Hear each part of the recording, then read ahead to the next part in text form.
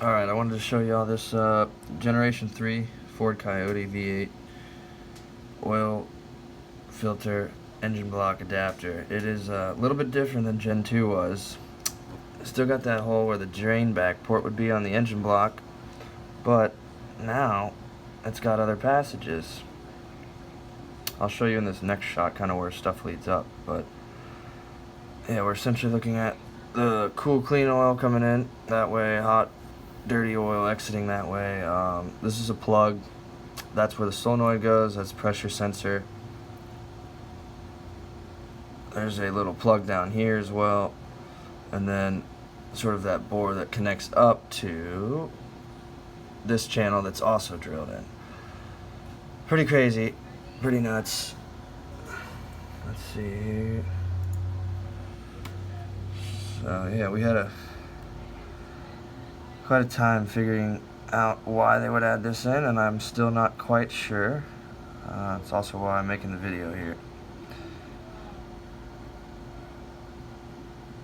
So, Gen 3's oiling requirements apparently have changed enough such that it seems that it's so weird, because if you look at the other one,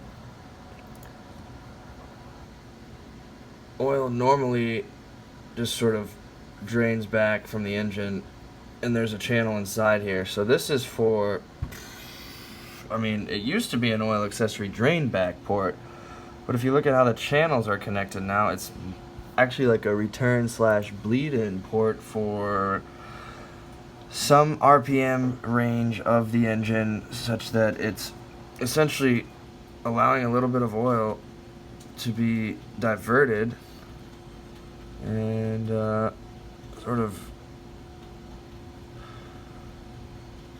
put back somehow. It just seems like it must just get dumped. That's the idea. So, you know, this solenoid basically allows this to retract somehow, probably by keeping positive pressure on that, because if you were looking at this, it only compresses this way by the way the spring is installed. So chances are this solenoid, which I can kind of show you that too, would be that thing, I believe. Yeah, basically most likely allows a pressure decrease behind here. You get a pressure differential that's going to shrink down a little bit, and then you're essentially bleeding oil off right directly into the sump.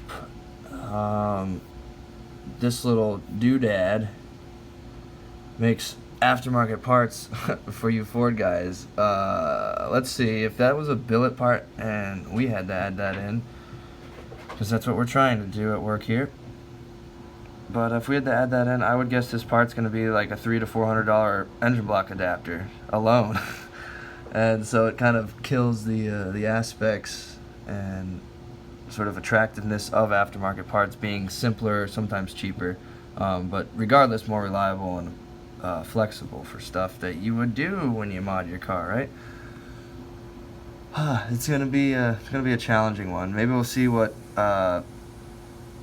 Ford Motor Company comes up with first for their aftermarket. They've got 2 Coyote adapters right now, so let's see if they have 3 for Gen 3, and see what happens there. But as of right now, it looks like it might be a very expensive part for a billet aftermarket oil cooler adapter, especially relocating the filter like a lot of Mustang guys do prefer doing, because you know it's sideways and just pours all over your floor.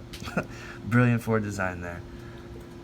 But if anybody knows, or if any Ford engineers are watching this, we didn't steal your parts, first and foremost. It's through SEMA.